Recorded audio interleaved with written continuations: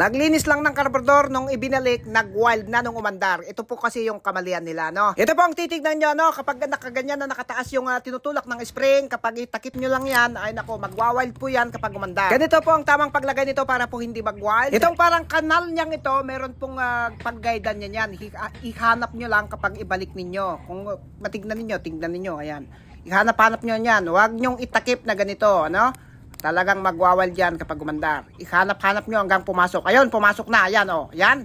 Bumaba na po yung tinutulak ng spring. Yan po ay pwede na pong itakip. Ayan, okay na po yan. Hindi na yan magwawal. Yan po kapatid ang kasagutan ng iyong tanong sa comment section na naglinis daw na siya ng carburetor and nag-wild na. Kung meron po kayong katanungan, itanong nyo lamang po dyan sa comment section para po babasahin po natin yan. At kung hindi pa natin nagawan ng content, gagawan po natin ng content. Hindi lang po natin ma-reply lahat yung mga nagme-message dito. Sa dami ninyong nagme-message, naku po, yun na ang tinatrabaho natin. Kung lahat po kayo ay replyan, saka magbabayo po tayo kapag